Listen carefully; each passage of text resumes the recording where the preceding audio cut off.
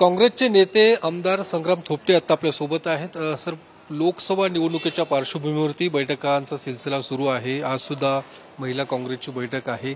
काय नेमकी काँग्रेसकडून तयारी सुरू आहे? लोकसभेच्या पार्श्वभूमीवर बैठक आहे अशातला इथली ही बैठक नाही आहे। ही महाराष्ट्र महिला प्रदेशची विस्तारित कार्यकारिणीची बैठक आहे आणि त्या बैठकीसाठी आमच्या महिला काँग्रेसच्या राष्ट्रीय अध्यक्षा श्रीमती अलका लांबा मॅडम या ठिकाणी आलेल्या आहेत। त्याचप्रमाणे महाराष्ट्र प्रदेशचे अध्यक्ष नानाभाऊ पटोले सुद्धा या ठिकाणी येणार आहेत आणि केसी वेणुगोपाल साहेब सुद्धा या ठिकाणी येणार आहेत। त्यामुळे ही नेहमीची जी सुरू असणारी जी काही पक्षातली बैठक आहे ती बैठक आहे, अशी काय राजकीय काही निवडणूक आली म्हणून बैठक नाही। तुम्ही खरं तर केंद्रीय पार्लमेंटरी बोर्डाच्या सुद्धा तुमचं निवड झालेली आहे। लोकसभेच्या दृष्टिकोनातून काय महाराष्ट्रातला काय जागेचा फॉर्म्युला ठरला आहे का?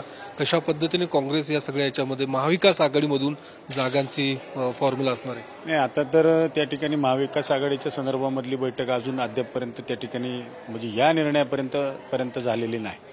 निर्णय होतील, परंतु प्रत्यक्षामध्ये आमचे जे वरिष्ठ नेते आहेत त्यामध्ये नानाभाऊ पटोले असतील किंवा आता कार्ड कमिटीमधले आमचे मेंबर असतील आणि बाळासाहेब थोरात साहेब असतील किंवा राष्ट्रवादी पक्षाचे अध्यक्ष माननीय शरदचंद्रजी पवार साहेब असतील किंवा उद्धवसाहेब ठाकरे असतील, यांच्या स्तरावर या बैठका होतील आणि त्या जागेचा महाविकास आघाडीची जागा बैठक कधी आहे? लवकरच याबद्दल निर्णय होईल असं मला वाटतं। दुसरीकडे वंचित बहुजन आघाडीने अल्टिमेटम दिलेला आहे प्रकाश आंबेडकरांनी, उद्यापर्यंत जागा वाटपाचा निर्णय घ्या असा पद्धतीचा एक अल्टिमेटम आहे आणि नाहीतर अन्यथा पुढचा निर्णय घ्यायला मोकळे। आता त्यांनी काय अल्टिमेटम दिलाय खरं तर माझ्यापर्यंत तो नाही आहे, परंतु खरं तर महाविकास आघाडीच्या सर्व वरिष्ठ नेत्यांची चर्चा करून या अल्टिमेटमबद्दल देखील निर्णय होईल असं मला वाटतं। साधारणतः किती जागांचा तुमचा दावा असणार आहे काँग्रेस? अशाबद्दल कुठलंही धोरण अद्यापपर्यंत आमच्यापर्यंत पोहोचलेलं नाही। या सर्व चर्चा वरिष्ठ स्तरावर होत असतात। जागा वाटपाचा निर्णय हा वरिष्ठ स्तरावर होत असतो, त्यामुळे त्याची कल्पना मला नाही। जरांगे पाटील आंदोलन करतायत आणि काल ज्या पद्धतीने त्यांनी टीका केलेली आहे किंवा आरोप देवेंद्र फडणवीसांवरती केलेले आहेत, तुम्ही कसं पाहतात या सगळ्या आरोपांकडे या आंदोलनात? आता त्यांनी जे आरोप केले त्यामधले तपास त्या ठिकाणी सुरू आहे। दुसरी महत्त्वाची गोष्ट म्हणजे आरक्षणाच्या बद्दल 20 तारखेला त्या ठिकाणी राज्याचं अधिवेशन त्या ठिकाणी झालं आणि 10% आरक्षण त्या ठिकाणी घोषित केलेलं आहे। आता या आरक्षण त्यांना मान्य नाही आणि त्याबद्दलच्या वेगळ्या त्यांच्या जे काही संकल्पना आहेत किंवा जे काही मागण्या आहेत त्याबद्दल त्यांची ही मागणी सातत्याने पुढे येते। आता याच्याबद्दल राज्य सरकारने योग्य ते निर्णय घेतला पाहिजे। त्यांनी जे काही आरोप केले त्याची चौकशी झाली पाहिजे असं मागणी करताय तुम्ही? नाही, आरोप जे काही केले त्याबद्दल ज्यांच्यावर आरोप केले त्यांनी त्याचा खुलासा देणं गरजेचं आहे। मुळामध्ये जी मागणी त्यांची आहे त्या मागणीचा विचार राज्य सरकारने केला पाहिजे। अशोक चव्हाण तुमच्यातले बडे नेते भाजपमध्ये गेलेले आहेत आणि आता असंही चर्चा आहे की काँग्रेसमधून अजून काही आमदार किंवा नेते हे भाजपच्या वाटेवरती आहेत असं बोललं जात आहे। कोण आहे ते किंवा कोण जातील असं वाटतं? नाही, अशी काही चर्चा मला वाटतं नाही आहे, कारण की याबद्दल वेळोवेळी वृत्तवाहिन्यांमध्ये असेल किंवा वृत्तपत्रात बातम्या आल्या, बऱ्याचशा मोठ्या याद्या झळकल्या। मी या अगोदरसुद्धा बऱ्याच वेळेला सांगितले, आता याद्या कोण दाखवते कोण सांगते मला आजपर्यंत कळलंच नाही। माझे नाव बऱ्याच वेळेला ती यादीमध्ये असतं, किंबहुना माझ्या नावाचे नाव नसल्याशिवाय ती यादीच पूर्ण होत नाही का असा सुद्धा प्रश्न आहे। या सर्व गोष्टीला पूर्णविराम वेळोवेळी मी दिलेला आहे। माझ्याबद्दल जी काही शंका त्या ठिकाणी व्यक्त केली होती, जी मी काँग्रेस पक्षात आहे, काँग्रेस पक्षात राहणार याबद्दलची भूमिका मी ठामपणे सांगितलेली आहे। विश्वजित कदमांनी सुद्धा त्या ठिकाणी सांगितलेली आहे, त्याचप्रमाणे बरेचशा आमच्या काँग्रेसच्या आमदारांनी भूमिका मांडलेली, त्यामुळे यामध्ये कुठलेही तथ्य नाही। दुसरीकडे बारामती लोकसभा मतदारसंघ ज्यामध्ये तुमचा विधानसभा मतदारसंघ येतो आणि निवडणुका जाहीर होण्यापूर्वीच त्या ठिकाणची रणधुमाळी सध्या सुरू आहे आणि सुप्रिया सुळे विरुद्ध सुनेत्रा पवार अशी लढत जवळपास निश्चित मानली जाते। काय वाटतं या सगळ्या लढतीकडे तुम्ही कसं पाहतायत? ज्या पद्धतीने सध्या प्रचाराला तर सुरुवात झालेलीच दिसते आपल्या?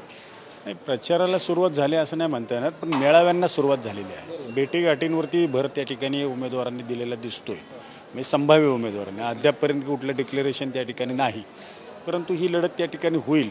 महाविकास आघाडीचा जो उमेदवार त्या ठिकाणी आमचा असेल त्याचं काम आमच्याकडून त्या ठिकाणी होईल। आता सुप्रिया सुळेंच्या पाठीशी तुम्ही राहणार? महाविकास आघाडीचा जो उमेदवार असेल त्या ठिकाणी, कारण की अद्याप डिक्लेअर झालेलं नाही, त्या ठिकाणी सुप्रियाताई सुळे या तर 3 टर्म या आमच्या विभागाच्या खासदार म्हणून निवडून येत आहेत। ज्या वेळेला महाविकास आघाडीचा आमची आघाडी झाली त्यावेळेला आम्ही त्यांचं काम त्या ठिकाणी प्रामाणिकपणे केलेलं आहे, त्यामुळे जर त्यांना उमेदवारी मिळाली तर त्या ठिकाणी काम न करण्याचा काही प्रश्नच नाही। आमचे जे महाविकास आघाडीचे उमेदवार असतील त्यांना 100% आमच्याकडून काम केलं जाईल. पुणे लोकसभेच्या बाबतीतलं काय असणार आहे चित्र? कारण कोण उमेदवार, इच्छुकांची मोठी संख्या आहे तुमच्याकडे काँग्रेसमध्ये, साधारणतः कोण उमेदवारी कोणाच्या नावावरती शिक्कामोर्तब होऊ शकतो किंवा काय तुल्यबळ? अजून काय उमेदवारांच्या बद्दलचे अर्ज काय मागितलेत अशी परिस्थिती नाही. उमेदवाराची संख्या असेल, मागणी लोक करतायत, परंतु आता ही कार्ड कमिटीचा सर्व निर्णय आहे. ही जागा वाटपामध्ये ही मुळात काँग्रेसची जागा पुणे शहरातली आहे. या अगोदर मोहन जोशी असतील किंवा अन्य आमचे नेते मंडळींनी ही जागा लढवली, काही ठराविक मतांनी पराभव झाला असेल, परंतु ही मूळची जागा काँग्रेसची आहे. तुम्ही जर पाहिलं असेल पुणे शहरातला मागचा कसबा मतदारसंघाचा निर्णय हा धक्कादायक निर्णय म्हणजे युतीच्या बाबतीत त्या ठिकाणी घडला आणि त्या निर्णयामुळं आम्हाला ही जागा आम्ही जिंकू असा आत्मविश्वास आमच्या कार्यकर्त्यांमध्ये आहे.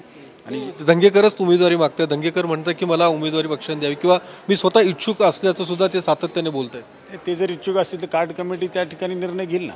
आता कोण इच्छुक आहे हेच अद्यापपर्यंत अधिकृत समजलेलं नाही, अर्ज स्वीकारलेले नाहीत, अजून मागितलेले नाही आणि अर्ज मागणी छाननी झाल्यानंतर त्याचा योग्य निर्णय होईल. धन्यवाद. तर आमदार संग्राम थोपटे होते ज्यांनी या सगळ्या मुद्द्यांना सविस्तरपणे उत्तर दिलेलं आहे. कॅमेरामन तुषार ननावरेसह योगेश बोरसे, TV9 मराठी, पुणे.